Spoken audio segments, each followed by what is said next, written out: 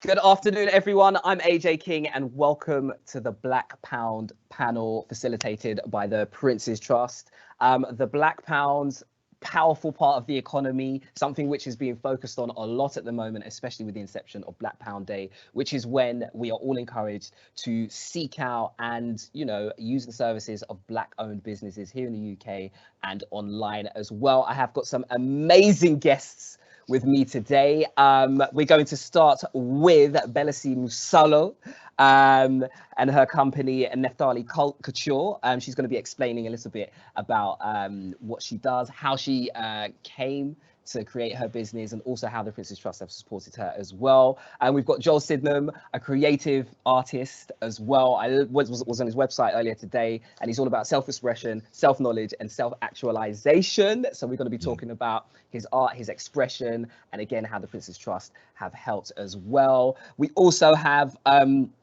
Sherry Diaz Thompson. She created a company called Safehearts Training, which is all about first aid. They deal with pediatric care as well, and just awareness of health in the workplace and personal as well.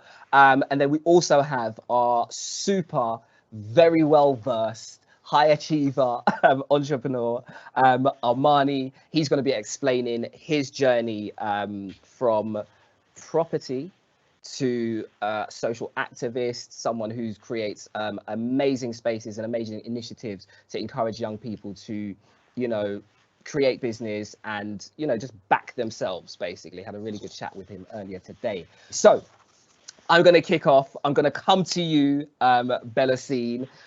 Please let us all know who you are, how you got started, where you are today, and, obviously how the Prince's Trust has helped you. Sure. So my name is Belocine Musolo. I am 30 years old and I live in Scotland, but I am French and Congolese. I am a self-taught designer and I learned through YouTube, and I am the founder of Nephtali Couture, which is an African clothing brand, as you can see. So I started this company 2 years ago when I came in Scotland, because as I said, I'm French, I'm from Paris, and I studied in Paris.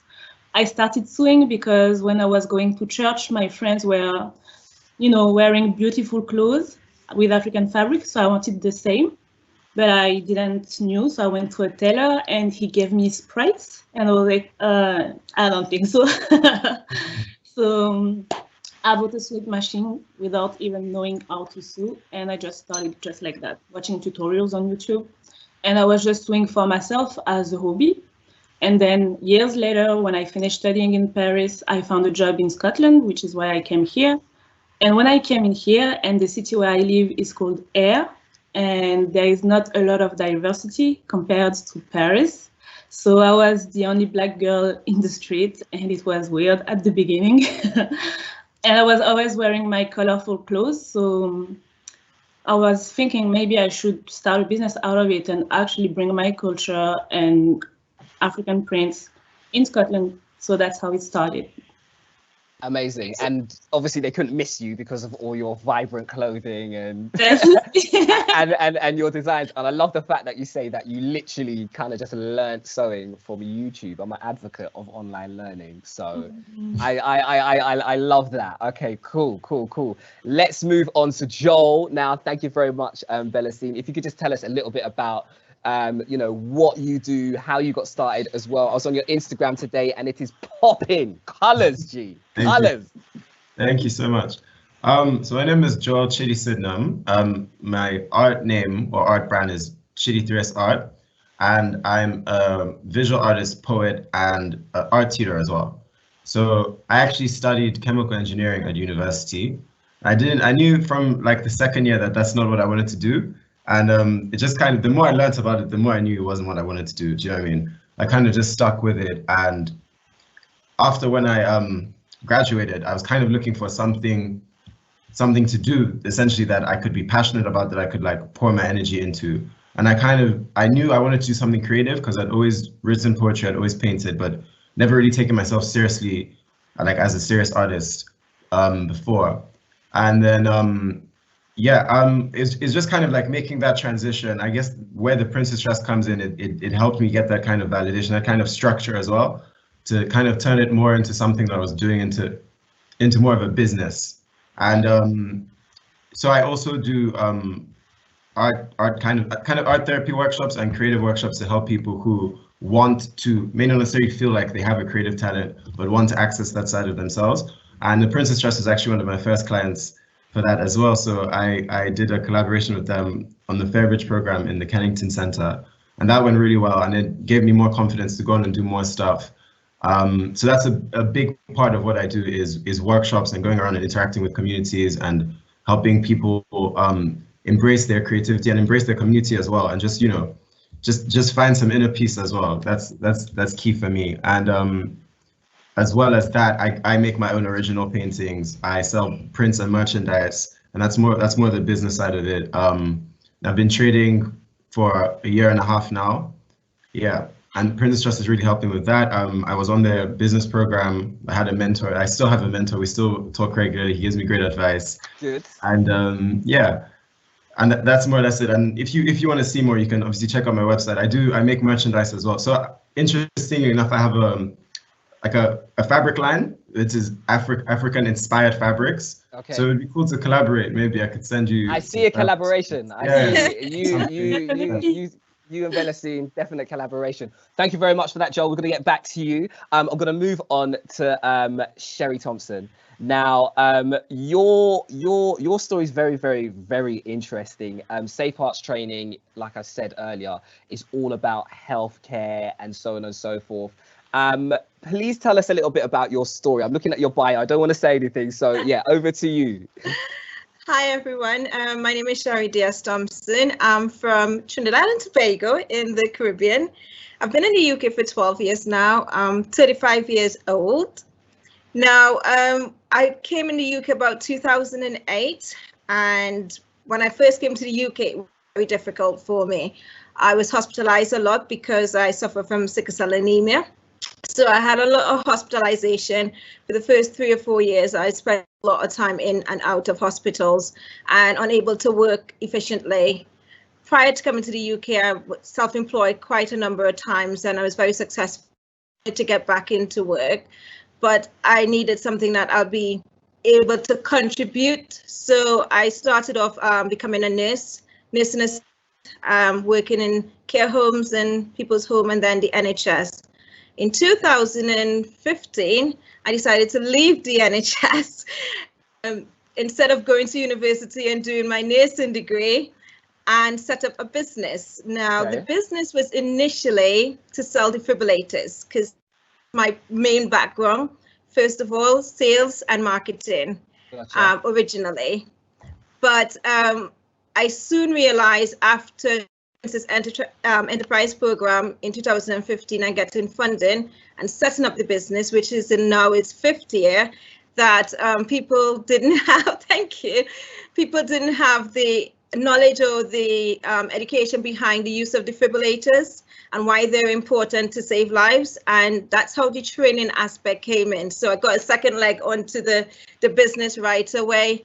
And I was always passionate about first aid, and it kind of really speaks healthcare because of my own personal struggles, and lots of people out there who have those same, disabilities, medical conditions and struggles. So I have been training now since 2015, people all across the UK in different subject knowledge, first aid, health and safety, lots of different compliance as well, and also sell defibrillators and first aid supplies. So as I say, we're in our 5th year, and we are actually going into 2021 with a new initiative as well, to support Black people into business and helping them set up business, and so help other people with first aid.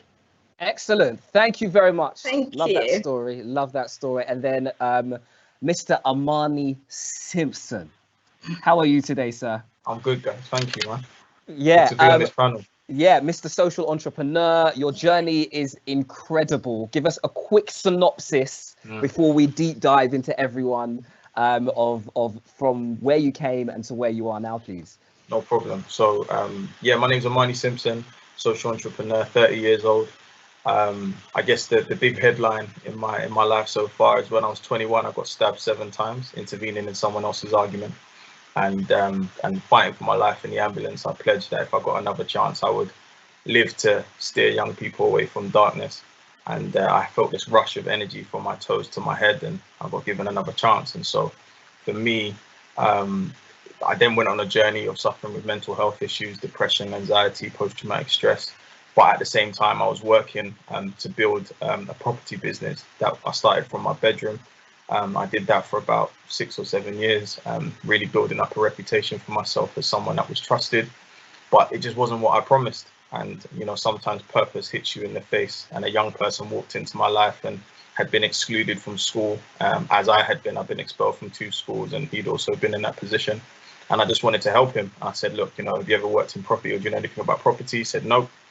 I said, I'll buy you a laptop and a suit, and, you know, the rest is history. And from that moment of seeing his development from, you know, A to B, and just his self-esteem raised, I was like, I need to do this forever. So yeah, there's a lot to this story, but essentially leaving the property industry, I then came into the social entrepreneur space, created a short film last year with Javan Wade called Amani, where he played me.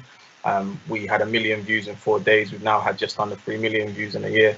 And I do a lot of work, but I'm here to serve. I'm here to just use my story to help give people encouragement and just let you know that, you know, at the end of the day, things can get dark, but, you know, you've got this. So, yeah.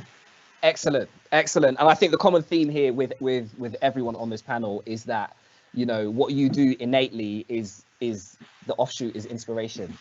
You know, like Belocine, like you were the only person in Scotland rocking these outfits or whatnot. Whether people understood or not, they're gonna see it, they're gonna be intrigued. You know, it's gonna move someone. So, as far as business owners and operators, you know, of commerce in this field, what is it like in your respective fields being a Black business owner? Tell me some of the sorts of I don't even want to say obstacles. What are some of the triumphs that you've had when things haven't necessarily gone your way, first of all? Yeah, anyone, jump in, please. Okay, I'll jump in. So initially, when I first started the business, one of the things was when I started doing the training side of things, customers was asking me, well, who have you trained before? The truth of the fact of the matter is absolutely nobody. And I wasn't getting the clients as I should. And they wanted to see testimonials and reviews, and I decided, you know what, I'm going to take £1,000 out of my budget and I'm going to launch free training. So I started calling businesses around the Staffordshire area, including Staffordshire College and other businesses and nurseries, and I said, I'm a new business in the area, this is what I'm doing, do you need anyone who have training? And in return, I need a testimonial. And that's how I got started. So taking it from there, also freelance for other companies as well to hone my skill a bit more and just start taking it from there. And with that, I also have an initiative where I support young people to training to get into work as well with the Prince's Trust. So that's been really brilliant. Excellent. Now, Joel, arts and, you know, visual art is an extremely competitive area to be in. Your initial foray into the professional world was chemical engineering. So how, so talk to me about, you know, aside of like convincing your mum and dad that this is what you're going to do, what sort of struggles, what sort of triumphs have you kind of notched up and given yourself a pat on the back over? Yeah, so it's quite similar to what Amani said. It was like a dark period in my life that kind of gave me perspective and put things into perspective, so to speak. So before the year I started university, 2 days before I actually got my acceptance letter, I found out my mom had been murdered. And she lived in Nigeria at the time, which is where I was born. Okay. Yeah, so the whole time I was doing my degree, I kind of wanted to finish it because that was kind of like for her, you know? Yeah. But I knew it wasn't what I wanted to do. And I kept thinking about that, you know, life is short, that whole, like, you know what I mean? And what? Yeah, and I also kept thinking about I kept asking myself, what was the most important thing that she gave me? And it was to believe in myself, you know? And so I wanted to do something to help other people believe in themselves. And also to celebrate like my identity and who I am. My mom is a very proud African woman. She wasn't like one of those people that would like mask it. Like, you know what I mean? She was wearing African clothes in London. Yeah. You know what I mean? She wasn't like shy about it at all. Uh-huh. So, and I got that. I got a lot of confidence from the way she was. And so if you look at my art, I think Africa and my roots and my heritage is very represented in it. Although it's not all about being African or being mixed race or anything, but it seeps through very much. And again, with the workshops, my motivation really comes from her, because I watched her help a lot of people like believe in themselves, and people that I necessarily was like, why are you wasting your time on this person? Do you know what I mean? Even as a young kid. Yeah. So I used to find it irritating when I was growing up, but then as an adult, like when you put it into perspective and you understand how much her life actually meant to so many people, it was a huge inspiration for me. And I'm just trying to continue what, like, I think that's the most valuable gift she gave me and so many other people. So I'm just trying to continue what she taught me. And that's the energy I try to go into my workshops with, even if it's just drawing and painting. Yeah. I will try to help whoever participates get some kind of confidence out of it, or love themselves a bit more because of it, you know? Love that. Yeah, compassion and passion, you know, like moves us all. So sorry to hear about that, but look where we are now. Look how many lives you've affected. Like I said, I was on your Instagram today. I was like, where's my shades, bro? Like, colors popping. Do you know what I mean? Thank you very much. There actually is a Belocine, thing you can do. If you look at some of my art with 3D glasses on, it actually genuinely does pop out. So you should try that. Sick. I had no idea. But wicked. Belocine, talk to us about some of the challenges that you faced as a Black business owner, not just in the world of fashion, which, like art, is highly competitive, but you were a lone star in, as it were, in Scotland. So talk to me. Let us know. So for me, it was not too hard because it was very well welcomed. Mm-hmm. My biggest challenge would have been to not be known, because as for others, I am just starting and nobody knows about me.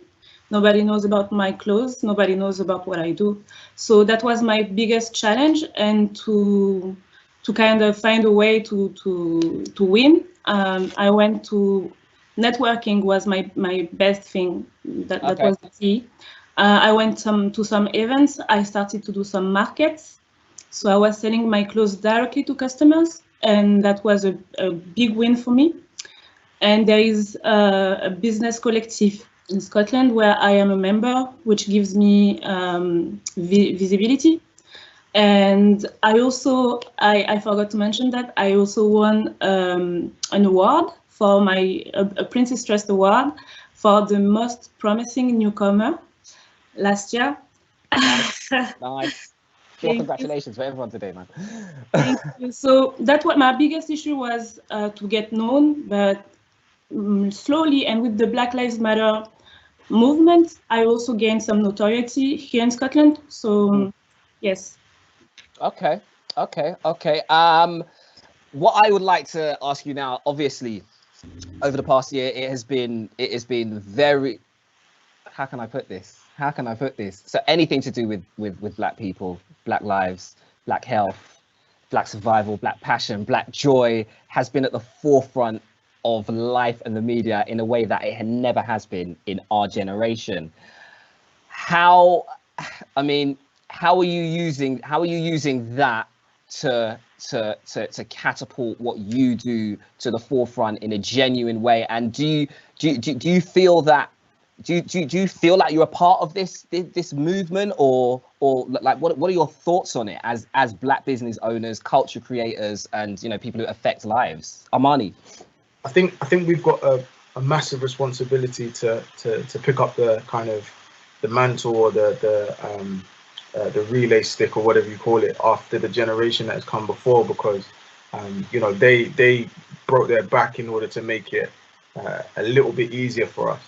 And so I feel, off the back of George Floyd's murder and the rise of, Black Lives Matter as a movement and as a slogan, I think it's important that each of us are being our authentic self. Like, I think it's given us, all of the things that have come before have given us the ability to be unapologetic about our Blackness and about our experience, and be able to speak about the things that we've struggled with. That I heard someone put it quite beautifully the other day, or I say beautifully, but you know, they articulated it very well. They said that previous to Black Lives Matter being so public, you know, black employees were kind of huddled in a corner saying, "Oh, did you hear what that person says?" And it wasn't as open. And now you can call the person out, and there's actually retribution for their behavior and and you know what they're saying. So I think it's a time where, yes, of course, it's draining, it's tiring to keep talking about some of our experiences and to be the person that gets called up for, you know, Black History Month or equality and diversity panels and stuff. It's draining, but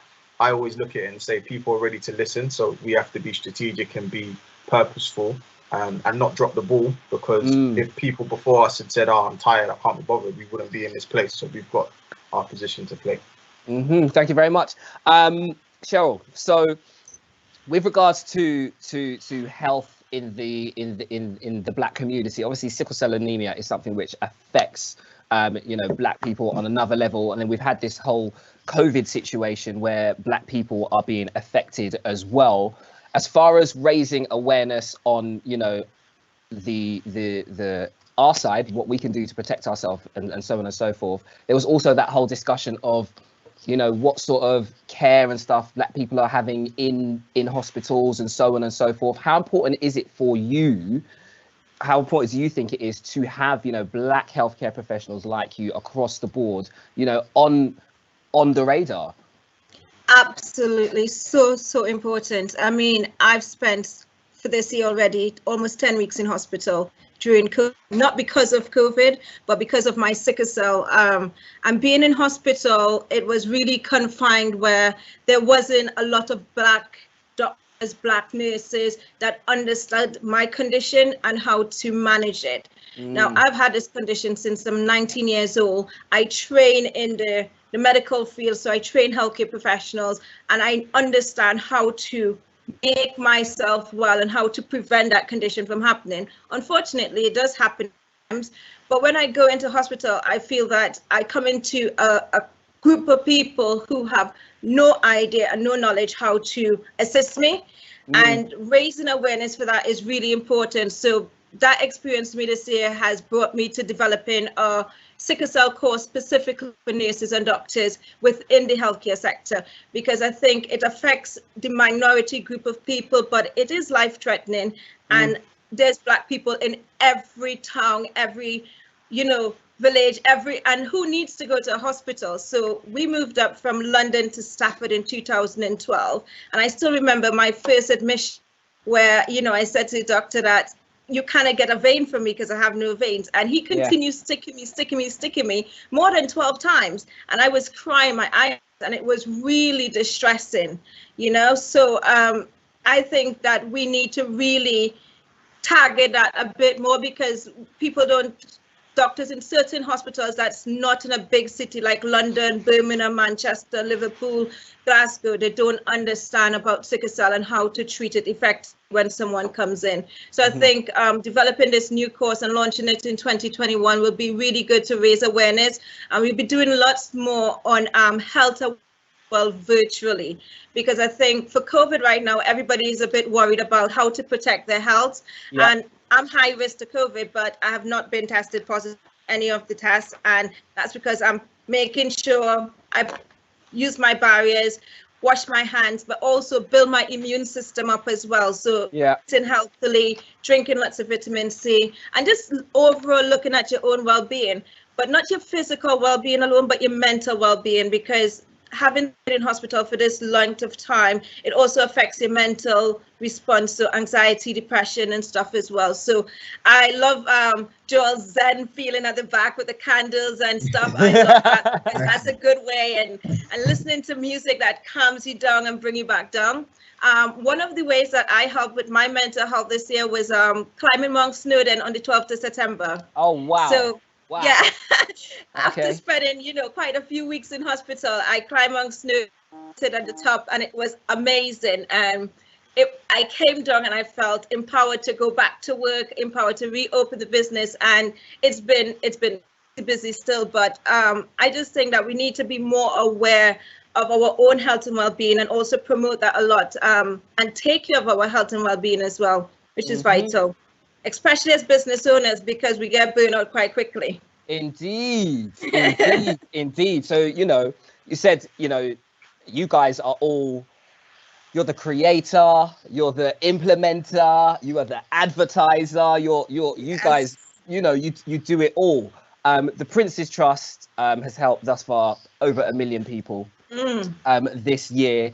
Belocine, what are some of the standout sort of structures and frameworks or conversations that you've had with your mentor at the Prince's Trust that have really, really helped solidify what you do? So basically, the Prince's Trust helped me with funds. They found £500 for me. I was able to buy another locker to have a beautiful finish on my garments because it was kind of harsh. Okay. And so used that for my website. And what I learned, or what I gained with the Prince's Trust is the networking again and having answers. Because as I said, I am French and I came in Scotland. I don't know the laws to have a business or to create a business aside to my corporate job because I still work from 9 to 5. And so I was a little lost and I didn't know what to do and where to go. And I was afraid of doing something wrong and then have to pay taxes or something like that, Right. So this is why I contacted the Prince's Trust in the first place, to have answers and guidance, and that's what they provided to me. They told me, you're fine, you can have your corporate job and your side hustle, no problem. And they told me that my business idea was a great idea, and they encouraged me in my business plan and how to develop my business. So that's how they helped me the most, more than the finance. Okay. I love that story of the side hustle becomes the main hustle. Yeah. That's me. That's me. That's so many other. That's so many other creatives. Who should we go to? So Joel, again, same with you. What are some of the standout frameworks and tips and support that maybe you didn't realize you needed? The Prince's Trust have helped you with your business.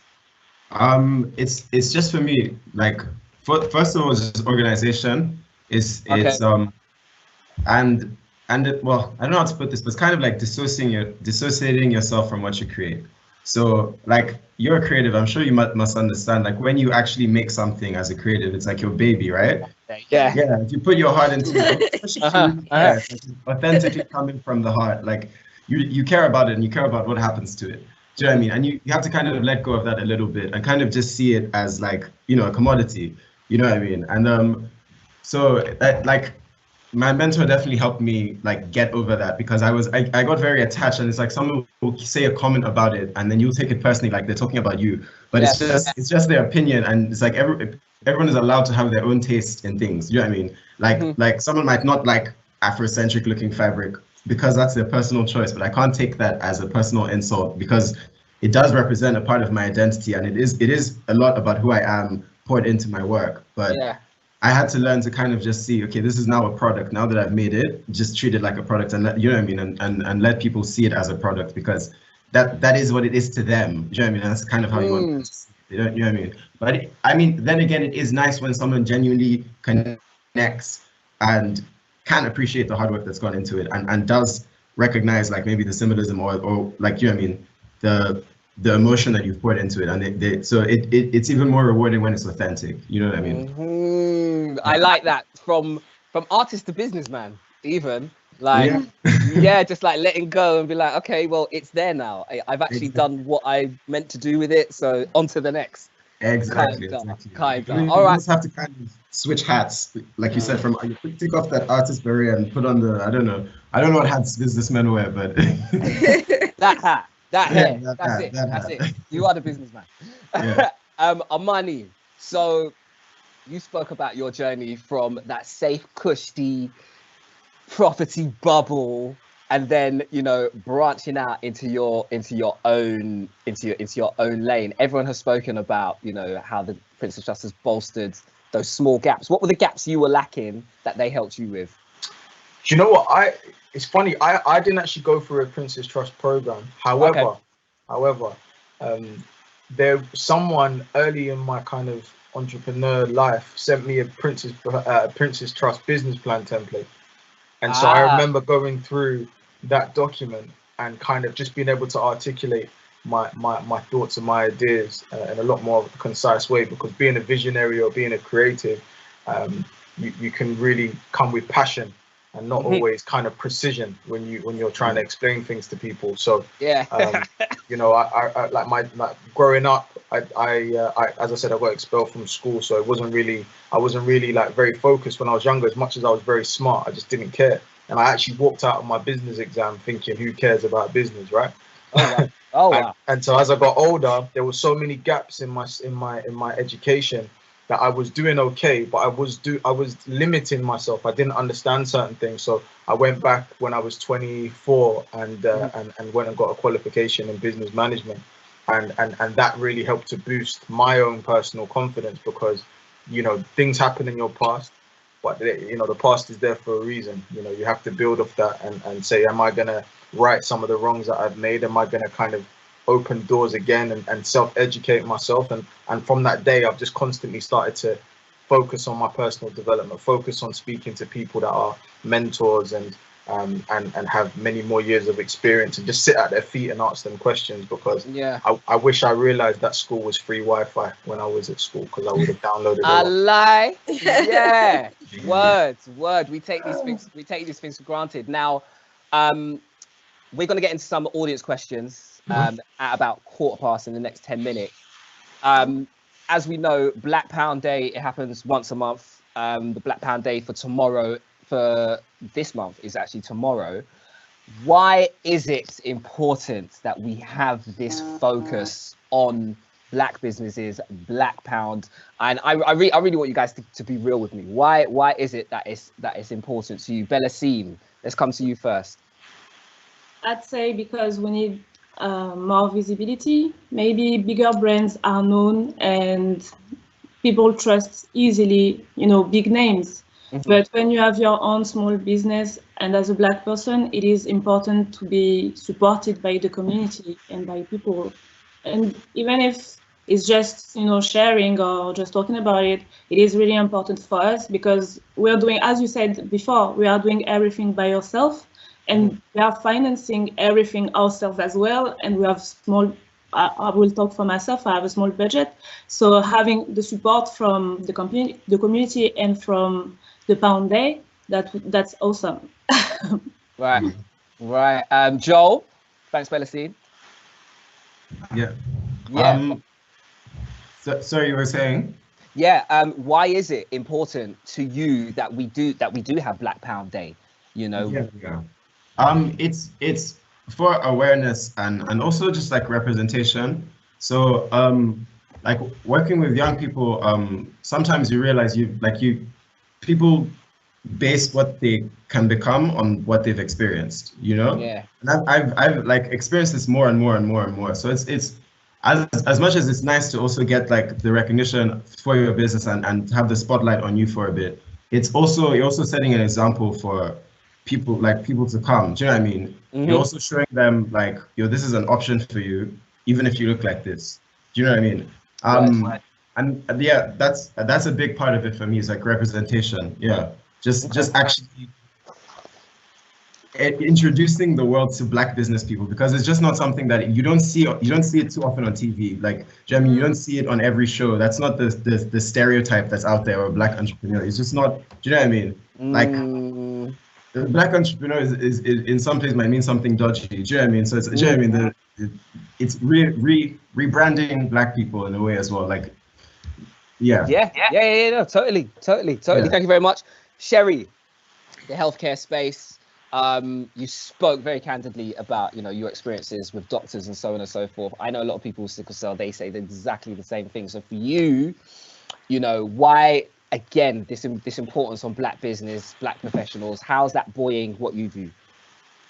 Well, I train a lot of Black professionals who basically find that even being in the healthcare industry, they're not recognized as much, or they're not chosen for certain roles and certain paths. So I think, you know, just having Black entrepreneurs leaders more coming out to the forefront and bringing what they do to the market is really important to uplift, inspire, and to break down barriers and create more equality and more diversity within the workplace and within the business space as well.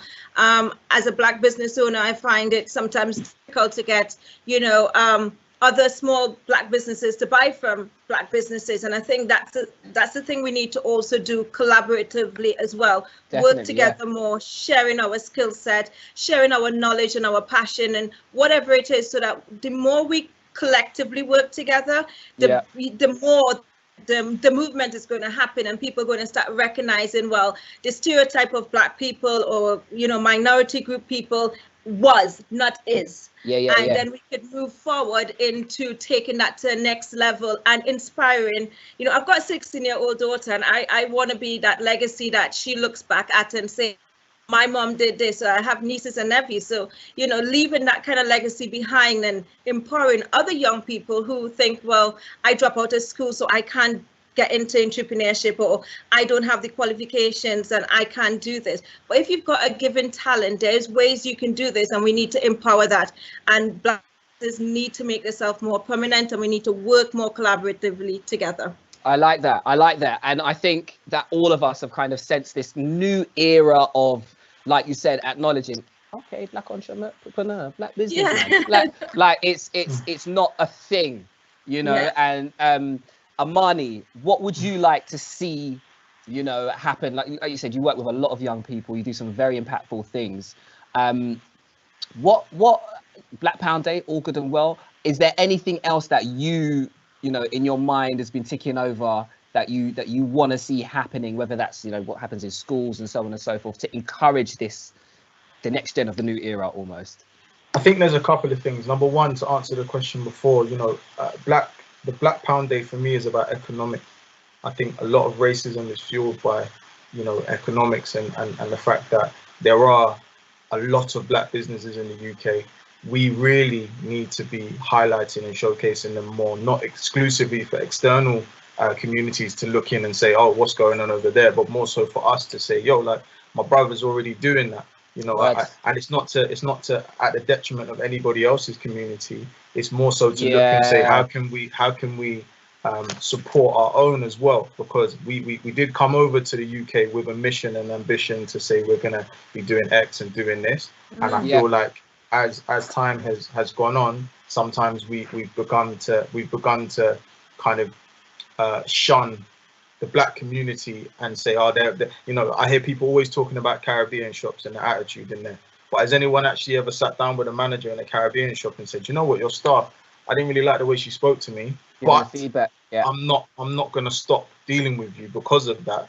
I'm just going to give you the feedback. I want to see you improve. I want to see you do better. So for me, I think there's got to be a shift in mindset as well. I think we've also got to look at, I see a comment in here in terms of like unity and love and support. We have an abundance of that, but what it is that we, as a Black community, at times can focus more on the negative sides of our community than actually the prevalent kind of positive things that happen in our community. And so I think there has to be an exercise internally that then is kind of more of a community-wide effort to really start looking at the positive things that are happening in our community and showcasing those things, instead of looking at gossip and as people like to say, moaning, or all these different, like, there's so much positivity and things that we bring to the world, let alone the UK. And I think once we shift it and start saying these are the things that we're doing, and this is what Black History Month is about, it's about celebration, and not that our history started with slavery. There's so many different things, right? But the fundamental thing is, as I always say, all you can do is all you can do. We can't look at anybody else. Someone said to me the other day or I saw a video, people go out and celebrate Black History Month at work and with colleagues and etc. But what's going on in your house? Are you having those conversations with your children?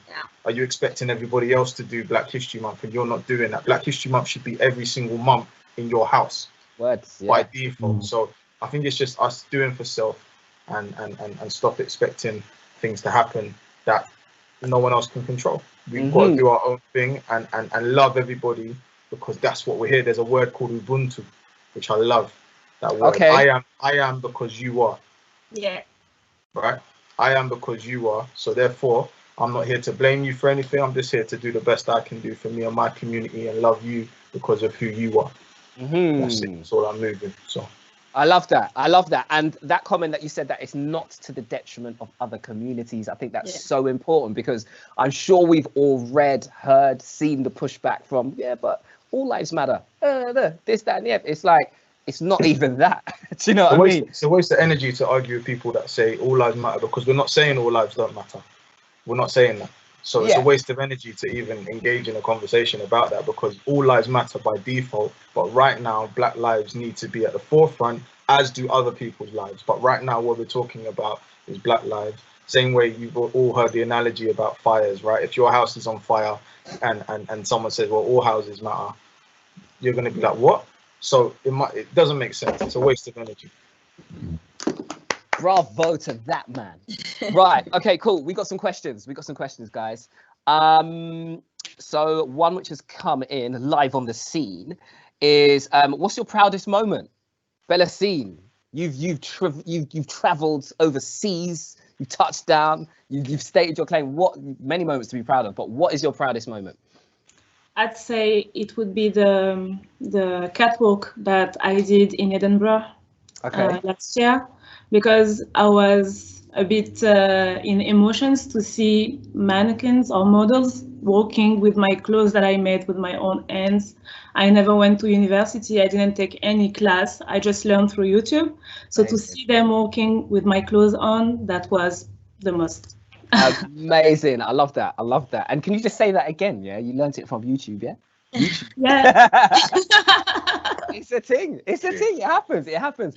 Sherry, and apologies, Sherry, I've been calling you Cheryl. Sherry. What is your proudest moment?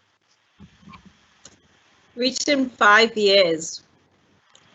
5 years, because when I started this business, I started with very limited finances, and of course, lots of obstacles that you can plan for as much as you can plan for, but you still have to get up and do and really create, even when there is obstacles in a way.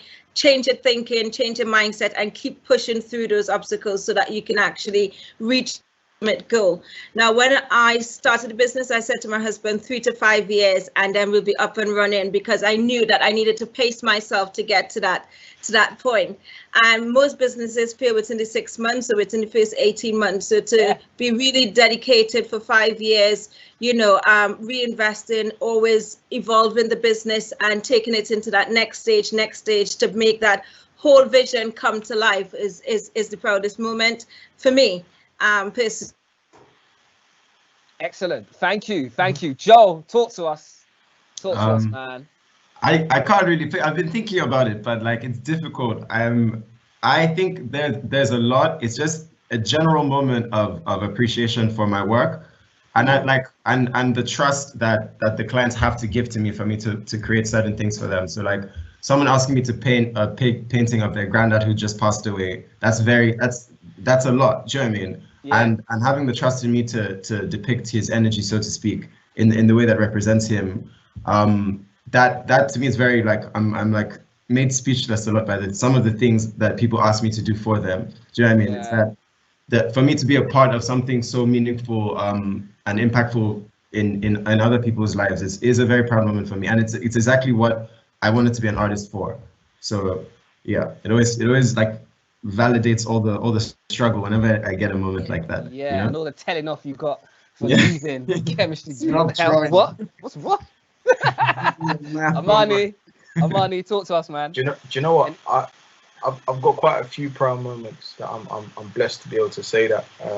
I think one of my proudest, if I have to choose one, of course, was bringing out my film last year and being able to share my story and reaching 1 million people in such a short period of time, and having young people especially say, your film changed my life. Like, I was gonna go and do this, and I watched your film and I put down the knife. And like, that to me is bonkers. But I think internally, the most important and most proud thing for me is changing the narrative that my parents had about me. Because growing up, it was constantly, you shoot yard, disappointment, coming to the school, coming to pick me up from the police station, me running away, disrespecting them. And now they can look at me in the eye and say, I'm proud of you, son. And, you know, having these relationships and being able to change the narrative and build a beautiful relationship. So the rest of the life that we have together, we can focus on the blessings of being, instead of having these kind of breakdowns in relationships because of battles that I'm having as a child or they're having as parents. That to me is my proudest moment, and the reason why, you know, if I went tomorrow, I could say I'm happy with what I've done on the earth so far. Gotcha. Amazing. Thanks, guys. Really appreciate that. Good question here. It says, what resources would you recommend to help Black business owners have the edge, get the edge? So are there any kind of networks that you guys have dived into? Any cool books, whatever? Talk to us. Amani, I see you nodding. Joel, we're going to come to you after. Yeah. Hold on. I've got a book. Amani's delving into the library. Yeah. This book here, The Compound Effect. Okay. It's about how the small, seemingly unimportant things multiply every day into massive outcomes, and that can either be positive or negative. So when you speak of Sherry about making phone calls, it's the same thing I used to do. I used to cold call landlords, and at the beginning it's like, this is long, but then before time knows, like you're not having to make as many phone calls, or you're getting better at the phone calls. There's so many different kind of beautiful things that come from the small, seemingly unimportant habits and steps that we make every single day. And I would just encourage people to just pay attention to that. You mentioned about the slight edge, and that's exactly what it gives you. Jeez. Yeah, man. There is a book called The Slight Edge. I was gonna say that one, but I thought the compound effect leads into the slight edge. So yeah. No, I'm gonna say, you guys, The Slight Edge, very, very similar to The Compound Effect. Just literally a very interesting book into how, you know, how to get that slight edge, what it takes. Like Amani said, it is all about the things that you do consistently, however small they are, they're going to get you there. I'm a product of that. These guys here are all the products of that as well. Joel, talk to us, man. Some any resources or anything that you recommend would help Black business owners? Yeah, I mean, in terms of resources, there's lots of forums that you can get on where people are actively looking to buy from Black-owned businesses. Like I think We Buy Black. I think that's a huge one. Okay. But it's online, so you can register on their forum, and they'll promote your business for you.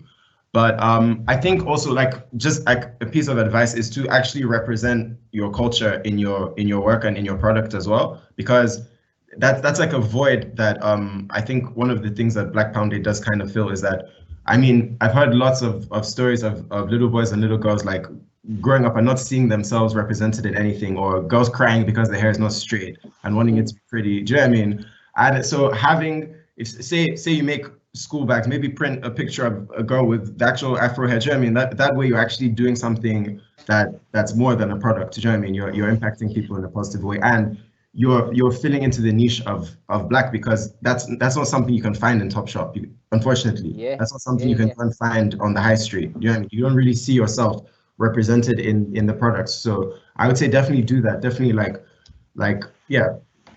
represent yourself in your product, or represent your culture in your product. Yeah, it kind of sounds like a self-explanatory thing, but when you're thinking about commerce and trends and whatnot, that may be something that you're going to put on the back burner, or try and go with what out of. No, love that, man. Belocine, fashionista, talk to us. Any networks or resources, books, whatever that you have found truly useful that you think other Black business owners will?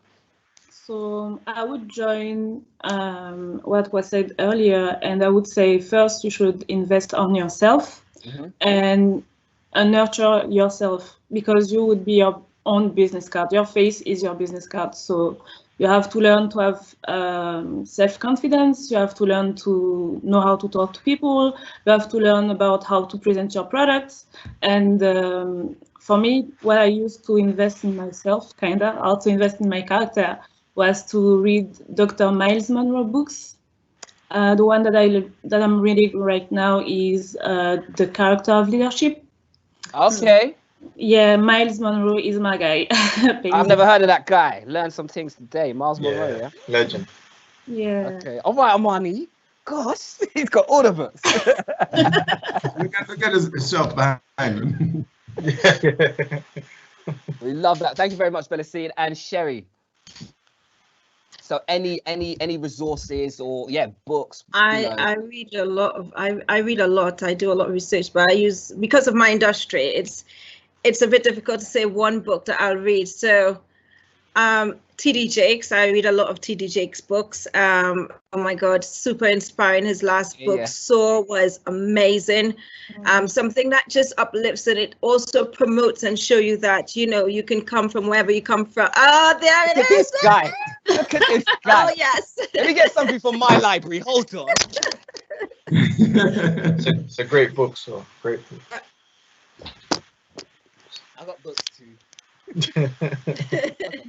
No, it's an amazing read book. It's brilliant because it shows you that you can take something that seems impossible and make it possible. And growing up in the Caribbean, people would think I would never be, or I would be just like, and I was always breaking those barriers down as I go along. I mean, I started my first door-to-door company where I had to go face to face to people, selling next to them, and telling me no blank in my face.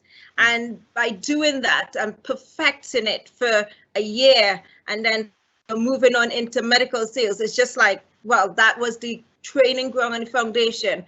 And sometimes you have to take chances and opportunities. Opportunities are always in front of you. Don't be afraid to take an opportunity. How I got to the UK, I took an opportunity. And that opportunity was my business got robbed and I closed business. Okay. And I closed my business and I was so scared and fearful. I was a single mom at that time.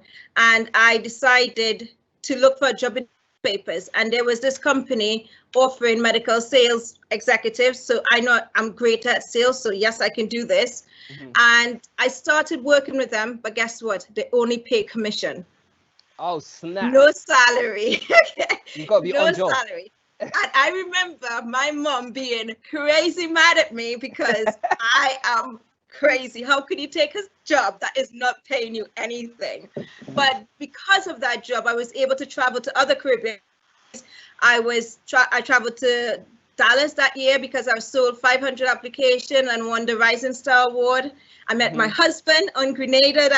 What? 6 months later, got married, and here I'm in the UK, and I'm still pushing forward. So whatever seems impossible, it is possible. It means I am possible. Everything is possible, and it's all in your mind. Okay, it's all in your mind, in your mindset. So I think take the opportunities, learn.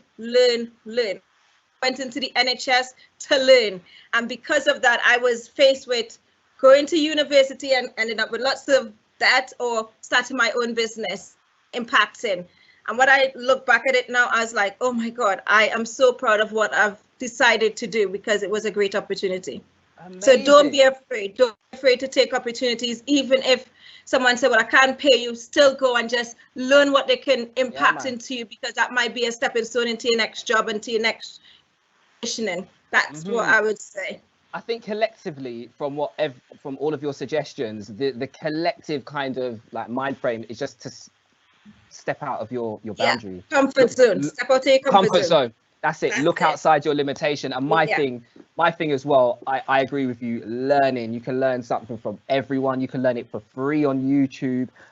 This is the book which I got the other day. It's called The Artist's Way. It's like the key to unlocking your creativity. Yeah, and this is not a sponsored post. Okay, it is something which someone gave me the other day, which is brilliant. So if you're watching this, whether you're a creative or not, it's interesting because creativity means solutions, means providing a need to a solution to a need or whatever. So it doesn't matter if you were a chemical engineer, Joel, or whatever. It would be your creativity powering the formula that you'd create to separate whatever. So I do believe, like, once we understand how our individual creativity works, that's your ad campaign, that is your marketing strategy, that is the new color palette you're going to use or whatever. So I'm very, very big on that whole creativity.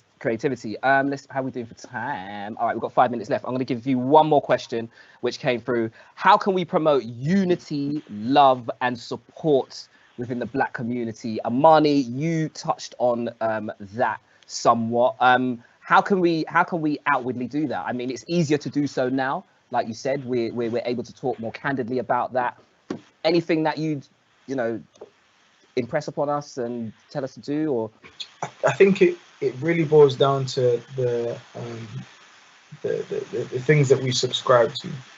I think I'll boil it down to that. So, for example, I look at the generation coming up after us, and I think that some of the narratives and the themes, the music, the things that they watch, right? All of like, there's some very, very negative and destructive themes that are within that kind of their upbringing, in that sense, shall I say? And so it's one of my lifelong ambitions in order to just offer a bit of another perspective, because I think, you know, and all I can really focus on is what I can do. I think there's a collective exercise that needs to happen within the community, but I have ideas in my head for content and digital platforms and how we can engage the generation coming after us, because I think they're growing up and they're only being given part of the kind of blueprint in that sense. They're seeing certain things that are like, I want to do that because it looks fun, or he's got a lot of chains and he's got money in that, but there's a spiritual, personal development side that's missing, that also needs to be cultivated. So for me, you know, without giving you my life work, the next 2 to 3 years, yeah. Okie dokie, we'll be watching, we'll be there, we'll be clapping. And all I would say, just to end on that, I think everyone's got a responsibility. You know, when you're in your WhatsApp groups and people are sharing content that isn't uplifting, that isn't edifying, as they say, then tell them, look, I don't want to see that. You know, when George Floyd was murdered, people were sharing that video like it was something we wanted to see of our breakfast. And yes, we needed to see it in order to bring out the emotion. But you think how many other videos get shared like that on a day-to-day basis? It's not good for the soul. Like someone said to me, and I'll say this because I don't think it's bad to say this, right? Someone said, we've become accustomed to watching movies and listening to music about murder. Desensitized. We become desensitized. But if we were listening to something that was about child abuse like that, we would know automatically it's wrong. So therefore, we have to recalibrate our mindset and say, is this something I want to be watching every single day? But that's as I said, that's an internal battle. Everyone has their own conversations with themselves. I know where I'm at. I know I can't listen to certain things because it affects my music. Is it's a different conversation. Music affects you, right? So you know, just be careful what you're embedding into your soul every single day. Definitely. And I think with the ease with which we can engage with media content, good or bad, we do need to be aware of, you know, of how these things are affecting us. Sherry, that links directly to you because that's to do with health. You mentioned music, you were bigging up Joel and his candles. You know, what else can we do, you know, again, the question says, to promote unity, love and support, especially within the Black community? I think we need to recognize within our community that Black people do suffer mental health. And we're not in the UK, whereas in the Caribbean, we're always checking in with each other. I think in the UK, we are very separate from each other.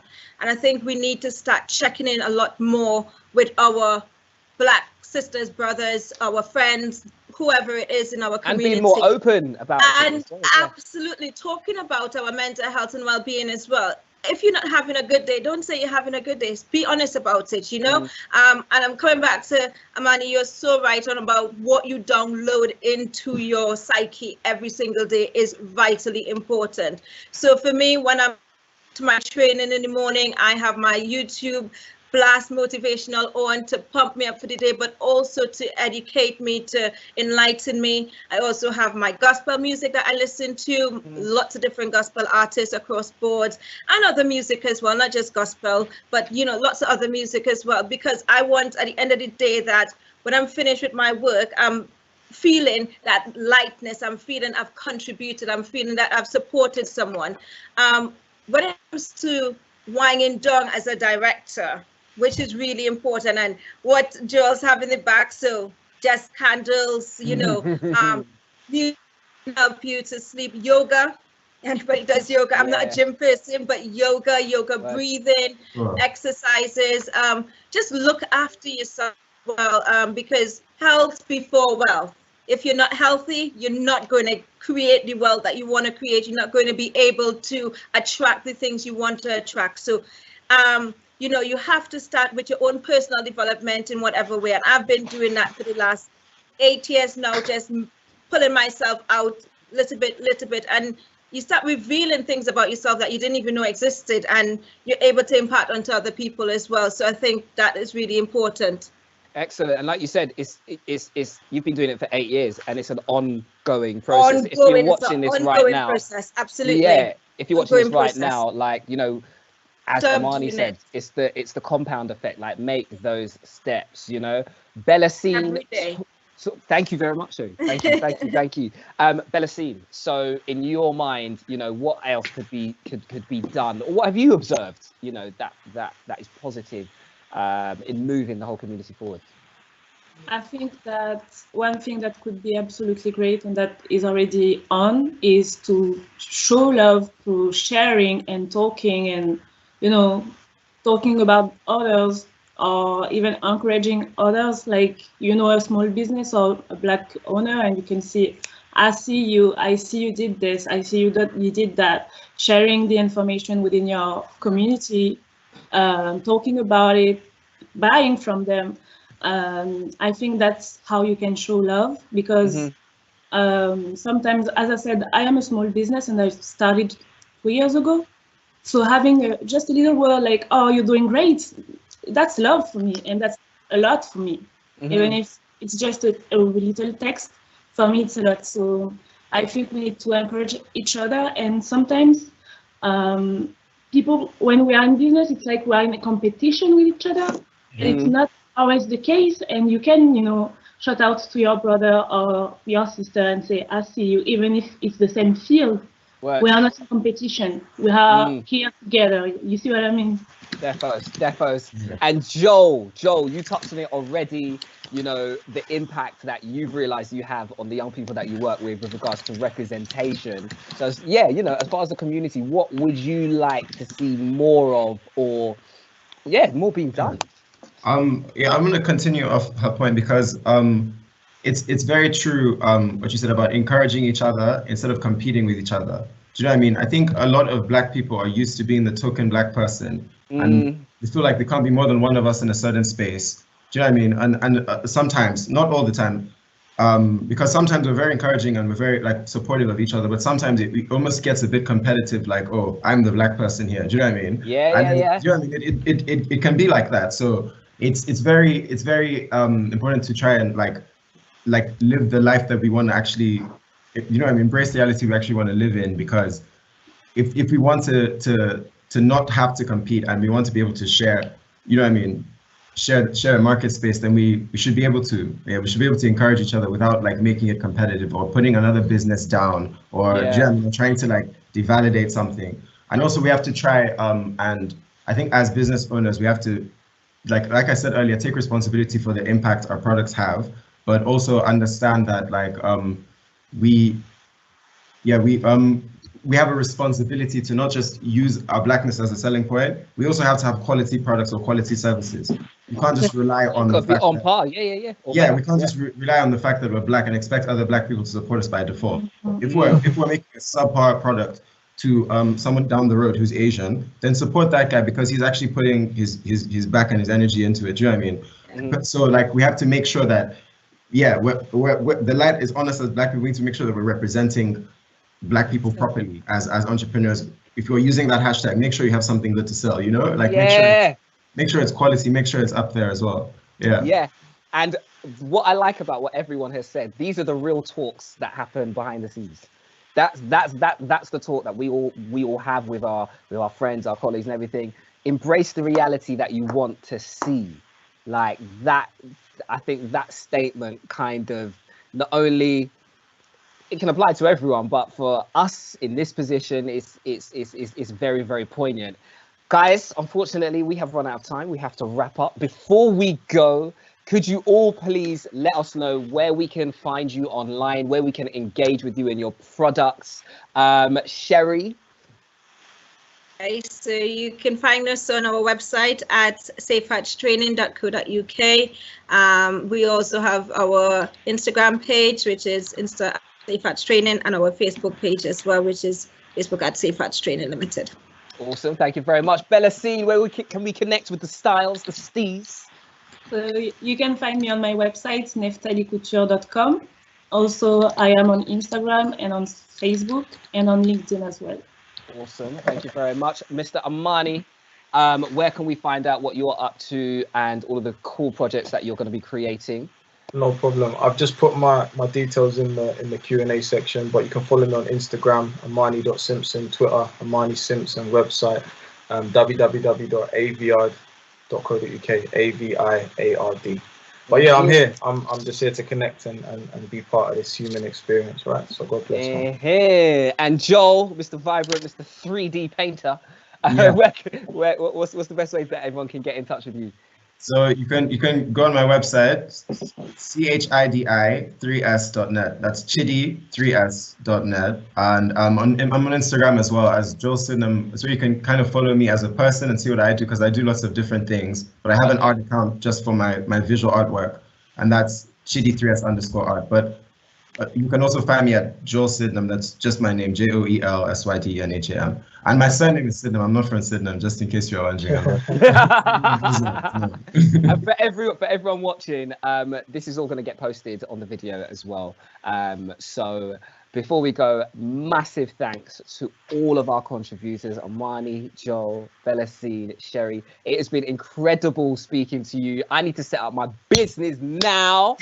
I need to put all this knowledge into action, and I hope you guys watching as well have been inspired to make a move or even ask a question. Like all of our panelists have said, they are here. They're ready to connect. They're shining. So that is what it is all about. So for myself and all of our panelists and the Prince's Trust, thank you very much. And yeah, connect those dots, man, and make what you want to happen. All right. See you later.